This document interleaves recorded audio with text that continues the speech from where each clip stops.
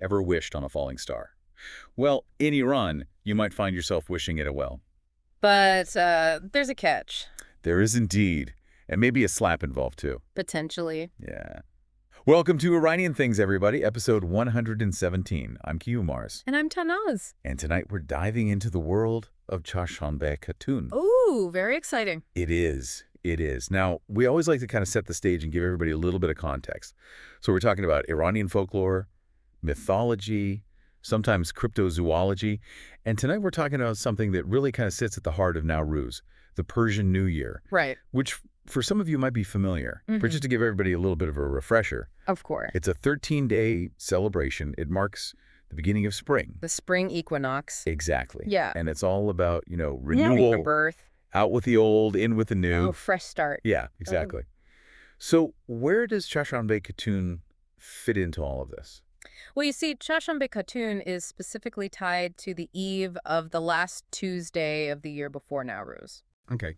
That evening is when we celebrate Chaharshanbe Suri, a fiery festival. Yeah, we actually jump over fires. Yes, literally. It's very exhilarating. Yeah, to purify ourselves and get rid of all the bad energy from the previous year. Exactly, to cleanse and prepare for the new year. Now, so tell me about this Chaharshanbe Khatun, because I'm imagining some kind of mystical figure emerging from the flames. Not quite from the flames. Yeah.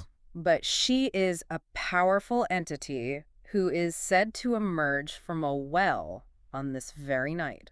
From a well. Yes. Imagine that.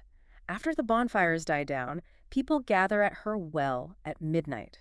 At midnight, okay. It's pretty spooky. Yeah. So she's coming from a well, not from the fire. Why is she so important in Iranian folklore? She's important because she acts as a judge of sorts, inspecting households to see if they're prepared for the new year. For now on. For Nowruz, exactly. And how do they show her that they're prepared? Well, a cleanliness is key, so the homes must be spotless. Okay. But it's not just about cleaning. They also prepare lavish offerings. Oh, so it's like trying to win her favor. Exactly. Oh, interesting. Think of a huge copper tray called a majma, brimming with traditional delicacies, especially from the Talesh region in northern Iran. The Talesh region. Now, that's a region we haven't really talked about much on the show before, have we? Not as much. It's a beautiful area known for its stunning landscapes and unique culture. So what kind of delicacies are we talking about here?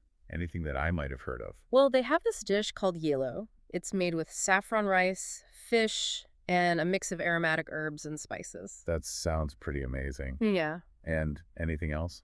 Ah, there's more. Stuffed fish, assorted nuts, sweets, all beautifully arranged on the marjmo. Wow, it sounds like they're really pulling out all the stops to impress Chaharshanbe Khatun. They are, and it makes sense, you know. Now, Ruse is all about new beginnings. Right. So this meticulous preparation, this abundance of food, it's a way of symbolizing their desire for abundance and prosperity in the coming year. So it's not just about appearances, it's about something deeper. Exactly. It's about setting the right intentions, both physically and spiritually, to invite good fortune into their lives. That's really interesting. It makes you think about the connection between our physical actions and our inner state. Absolutely. It highlights how our external environment can reflect our internal state, especially during a time of renewal like Nowruz. So we've talked about how Chaharshanbe Khatun is like a judge, inspecting homes for cleanliness and offerings. Yes. But you also mentioned earlier that she's connected to wishes. Yes, that's right. So how does that work? Well, picture this. After the Chaharshanbe Suri celebrations have ended, With the jumping over the fire. yes, Okay. people would go to the well at midnight, Mm-hmm. and they would summon Chaharshanbe Khatun. Okay. How do you summon a mythical figure like that? I guess with a lot of hope and maybe a special chant or prayer. Okay. Now, there are different versions of what happens next. Okay. In one version, if she deems the person worthy, she sends her servant, It's different. Okay. who, by the way, is described as quite hideous and ugly. Oh, To prepare a throne for her, wow. and then the person presents their wish. Okay. It's all very theatrical, don't you think? It really is. It's a little bit spooky, too. A little bit. Yeah.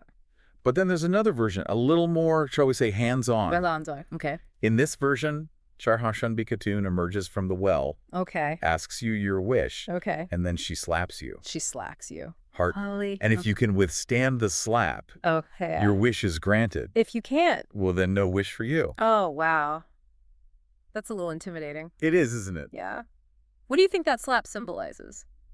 Well, On one level, it could be seen as a test of your sincerity, your resilience. Hmm. Like, how badly do you really want this wish? Right. Are you willing to endure some pain for it? Interesting. So it's not just about asking, it's about proving your commitment. Exactly. It adds another layer of complexity to the whole idea of wish fulfillment. It really does.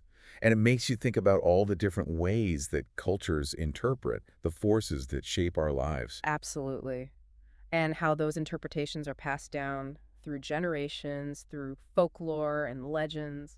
Well, this deep dive has certainly left me with a lot to ponder. Me too. Thanks to all our listeners for joining us. Yes. Thank you for listening. Don't forget to like, subscribe, and leave us a comment. And if you're interested in learning more about Iranian mythology, be sure to check out our episode on the Simurgh. That's a really cool one. A majestic creature indeed. Until next time. Goodbye.